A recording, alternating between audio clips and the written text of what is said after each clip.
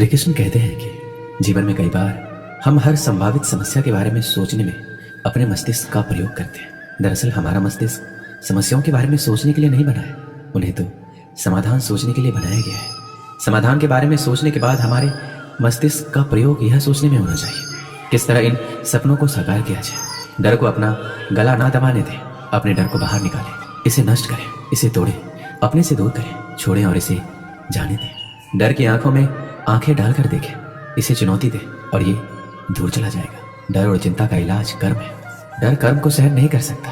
अपने सपनों का पीछा करें, चिंता ना करें, खुश रहें। डर बाधाएं देखता है, आस्था अवसर देखती है। डर समस्या देखता है, आस्था संभावनाएं देखती है। डर रुकावट का पत्थर देखता है, आस्था सीढ़ी देखती है। अगर आप खुद को कमजोर मानते हैं तो आप खुद का नहीं भगवान का अपमान करते हैं। एक हद तक भविष्य की चिंता करना भी जरूरी है। चिंता हमें मेहनत करने के लिए प्रेरित करती है। ये मानवीय प्रवृत्ति है कि मानव कुछ भी नहीं करना ज्यादा पसंद करते हैं और भविष्य की चिंता ही इस आराम की अवस्था से मनुष्य को बाहर लाती है। परिणाम की चिंता ना हो तो विद्यार्थी उतनी लगन से पढ़ाई ही नहीं करेंगे। मोटापे की चिंता ना हो तो लोग खाने पे रोक नहीं लगाएंगे। और भी बहुत से उदाहरण हैं, लेकिन इन दोनों में यह समझ आ जाता है कि भविष्य की थोड़ी चिंता जरूरी है। अगर आप जरूरत से ज्यादा परेशानी मोल ले रहे हैं तो बेशक भविष्य की यह अतिरिक्त चिंता आपके लिए चिंता का विषय है। इससे बचने का सबसे आसान तरीका है आज का काम पूरी ईमानदारी से करें। विषय मुद्दा या बात कुछ भी हो, बस ये देखिए आज आपके पास जो कुछ भी काम था करने को, उसके साथ आपने न्याय किया या नहीं। किसी भी चीज के बारे में अनावश्यक चिंता करते रहना उस परेशानी को बढ़ाएगा, उसका हल कभी नहीं देगा। आज का पर्याप्त परिश्रम ही भविष्य की अनावश्यक चिंता से दूर रखेगा। अपने दिमाग को शांत रखिए और जब भी आप किसी के बारे में अधिक सोच रहे हो तो समझ जाना आप अपनी मुश्किलें बढ़ाने जा रहे हो। श्री कृष्ण कहते हैं हम सभी को योजना बनानी होगी, अन्यथा हम अपने आप को उसी तरह से जाने देंगे जैसे हमारा वातावरण हमें चलाता है, ना कि जिस तरह हम अपने जीवन को जीना चाहते हैं। योजना हमें कल के लिए तत्पर रहने का एक कारण देती है। यह हमें लक्ष्य के लिए काम करने का एक कारण और दिशा देता है। योजना के बिना हम अपने रिश्तों, अपने पैसे, हमारे वित्त, कौशल आदि को भाग्य की दया पर छोड़ देंगे। यह एक प्रकार का जुआ होगा। इससे हमें निराशा और पछतावा हो सकता है। हालांकि भविष्य के बारे में बहुत अधिक चिंता करना आपको व्याकुल कर सकता है। चिंता एक ऐसी बीमारी है जो आपकी मन की सभी खुशियों को खा जाती है। कुछ लोग ऐसे होते हैं जो बहुत ही ज्यादा चिंता करते हैं, इसी वजह से वह कभी खुश नहीं रह पाते। उन्हें किसी भी बात से खुशी नहीं मिलती।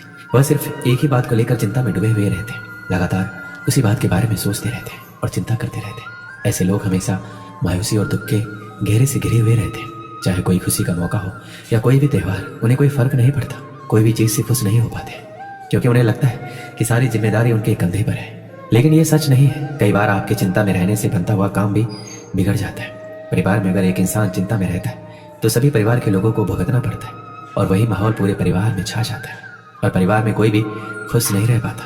उन लोगों की ऐसी आदत बन जाती है कि वो छोटी छोटी बातों में भी परेशानी में आ जाते हैं और ऐसे लोगों में चिड़चिड़ापन, गुस्सा, रात भर नींद नहीं आना, ऐसी बीमारियां हो जाती हैं। श्री कृष्ण कहते हैं आपको क्या पता हमारी जिंदगी के बारे में, लेकिन जिंदगी कैसी भी हो, आप खुद परेशानियों का समाधान नहीं निकाल पाते तो इसका मतलब आप खुद परेशान हैं।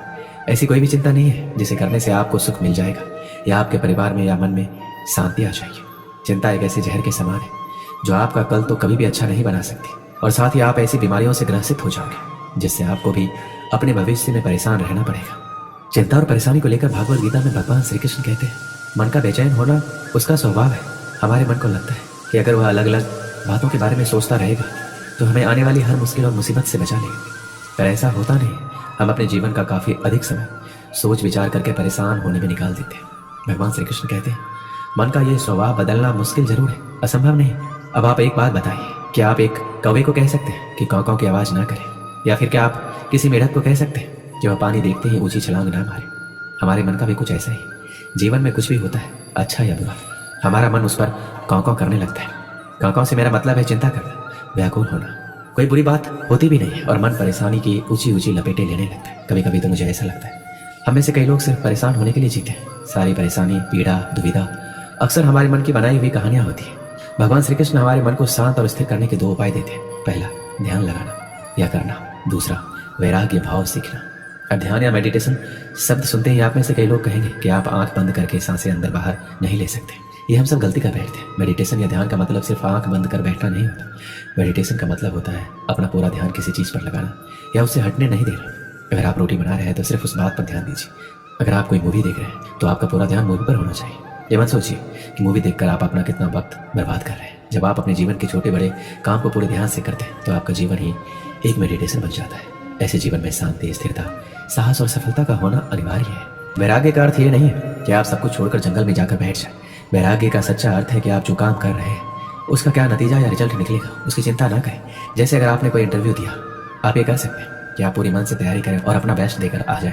वह नौकरी मिलना या ना मिलना आपके हाथ में नहीं है। इस नतीजे के पीछे अलग अलग चीज़ें जो बिल्कुल आपके वश में नहीं है। तो जिस चीज़ के बारे में आप कुछ नहीं कर सकते उसके बारे में चिंता भी ना करें। यही वैराग्य का सच्चा मतलब होता है और यही है भगवान श्री कृष्ण का दूसरा उपाय, मन को चिंता के लपटों से बचाने का। याद रखिए, आप पूरे के पूरे इंसान हैं, समझदारी, संयम और कुशलता से भरे इंसान।